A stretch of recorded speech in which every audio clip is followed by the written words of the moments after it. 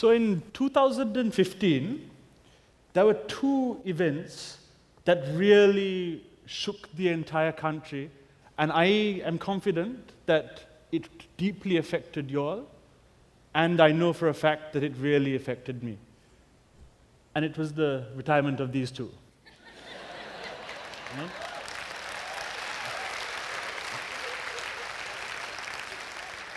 But on a completely separate note, there were two other events as well. And in January, we had the presidential election, and in August, we had the general election. And there would be different people saying different things. Some people will say, my goodness, is this really the best thing for Sri Lankan democracy? Other people will say, but we need development. Do we even need to have a discussion around democracy? That's peripheral to what I have to say today.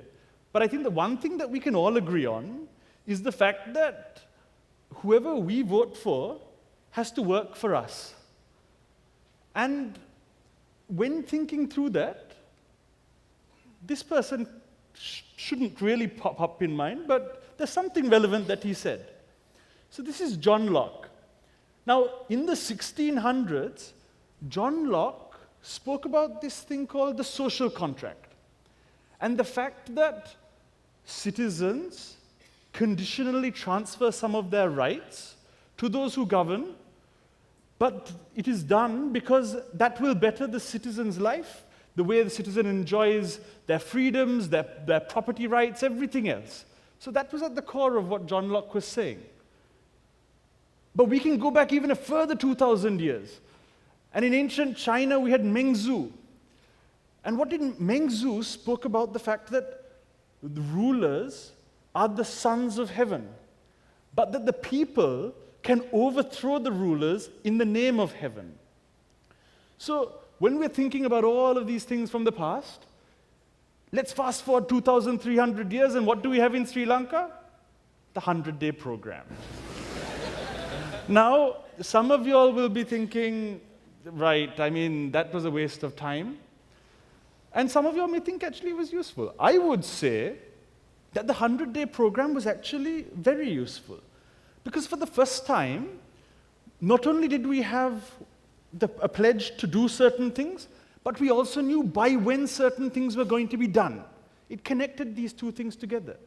And so stemming from that, we saw things like this.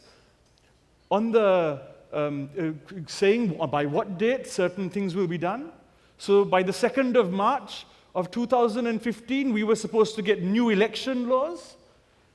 Now, I think it's clear that, okay, we weren't given new election laws, but at least we know that we were supposed to be given election laws by that date, and it hasn't been given. And stemming from things like this, we saw things like called 100days.lk. Here's something called the Manthri meter. And with the Manthri meter, it was a scored tracker of how the president's 100-day program was going. And it says 63%. So it's 63% complete, but that's not after 100 days. That's as of today. So that's 100 days, plus a year, plus a whole load more days, and 63%. We may disagree on whether that's correct or not, but at least we are able to track and ascertain how government is performing in this regard.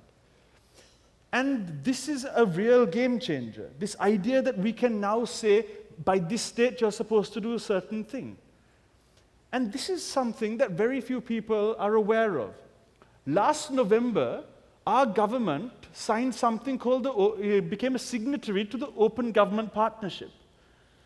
Now, what the Open Government Partnership means in a nutshell is that, like the 100-day program, the government will now commit to what they're going to do over a 2-year period and the dates on which they're going to deliver things by. Now, we may differ in wondering whether this will be successful or not. The government also has to consult civil society when they're doing this.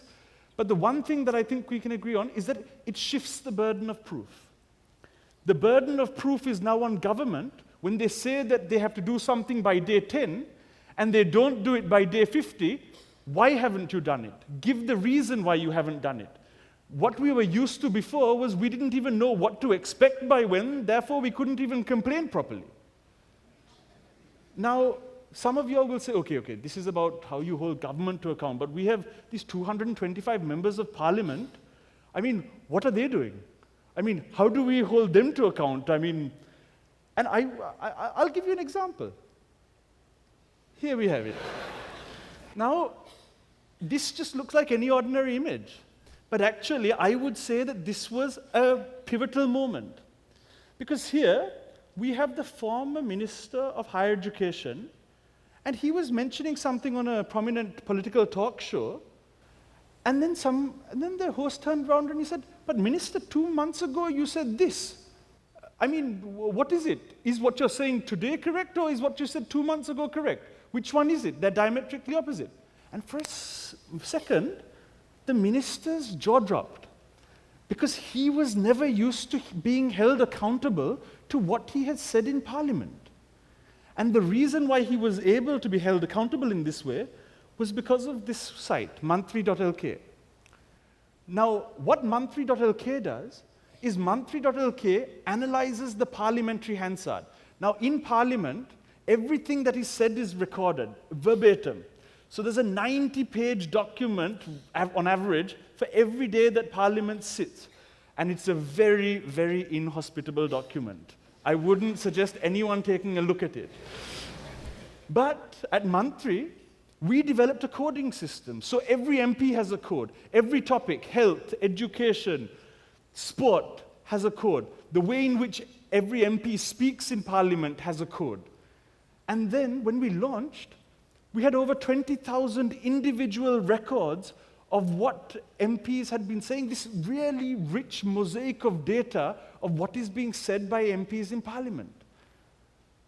And this can also have a transformational impact, because when someone in the media uses it, when you're having an interview, you can just find out every single thing that that member of Parliament has said on any given issue. And you just hold them to account based on what they're saying, what they've said in the past. And this shifts the burden of proof, because this idea of saying something diametrically opposite 2 weeks later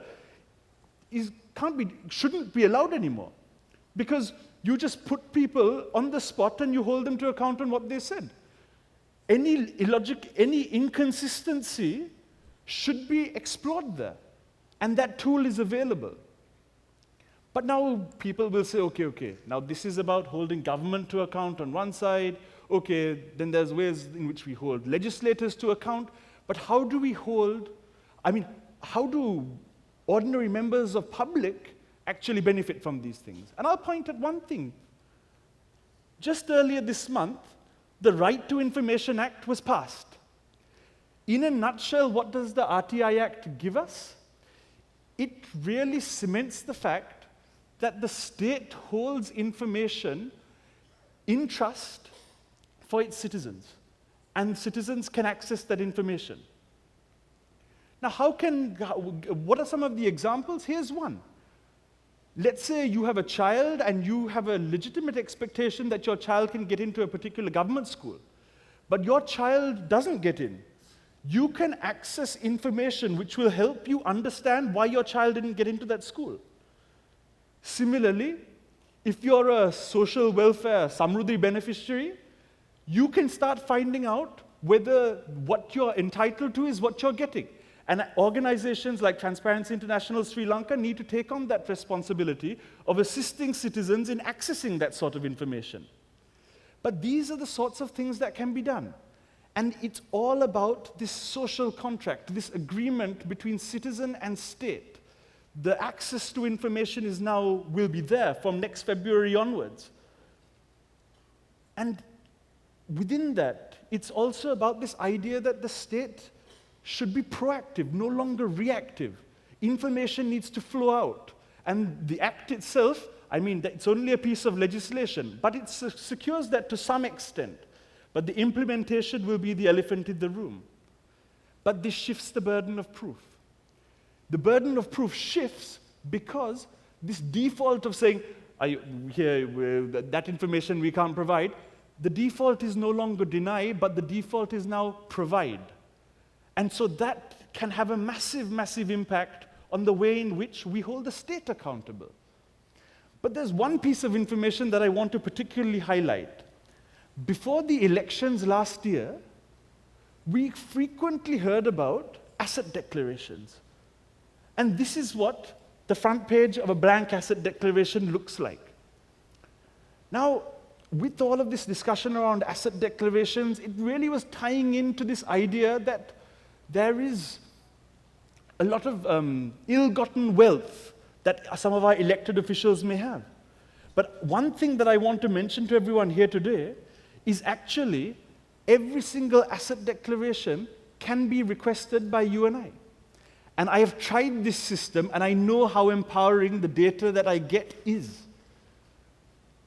And when you see some person's son driving around in a brand new Porsche, and when you see their asset declaration and it says that maybe it's only 10 purchases of land in somewhere that they have, you can make the connection. You can start understanding whether that is actually legitimate or not. And requesting an asset declaration is simple. You just write a letter. So if it's for a backbench MP, it's to the Speaker of Parliament. If it's for a cabinet minister, it's to the President. Pop in a check for 750 rupees, post it. Within 2 weeks, it comes through the door. And that information is really empowering. But as with everything, there has to be a catch. And what's the catch here? You have the right to this information. I have the right to request this information. But if I show you what I request, or you show me what you request, we're liable to a 2,000 rupee fine and/or 2 years of rigorous imprisonment. Now, I think that we can all accept that in this good governance, Yahapalana government, these are archaic. I mean, it's absolutely ridiculous that we all have the right, but if we talk to someone over the dinner table, these are the sorts of penalties that we can incur. And unfortunately, we don't get to choose which one either. So, I mean, it's frankly quite ridiculous. And so that's why we drafted a bill to amend the Declaration of Assets and Liabilities Act. Because these are the sorts of irrational laws which are out of step with where we're supposed to be going. But the problem is this: we have to be resolute when we ask for these things, because no legislator is ever going to turn around and say, my goodness, we should block this, because it would be deeply unpopular if they went out and said that. But the problem is, who will champion it? Very few. Who will speak about it? Very few. So it will be inaction. So there is a need for there to be mobilization and for this to be discussed. The fact that asset declarations need to be discussed amongst our citizens. And if we look even to our neighbor in India, they've been having this for ages. I mean, there's no need that we should be so far behind. So just to recap on 4 things. Firstly, go and check your MPs on Manthri.lk. Find out what they're doing. Find out what they're not doing. Find out what they've voted on in Parliament. All of these things. Start tracking them. Track the open government partnership commitments.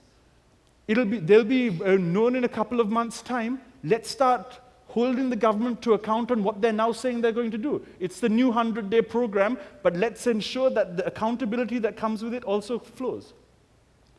Thirdly, file RTI requests. In February, we can start filing RTI requests. Let's not care about whether the government fails in its implementation of this. Let's still request the information. And when I say request the information, don't do this through some sort of patriotic love for the country. Do it for fun. Right? Just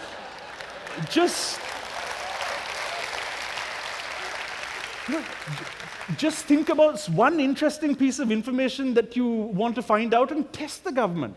See if they'll actually respond and see if everything works in the way that they say it will. And finally, let's demand the right to see and share these MP asset declarations. They're game changers.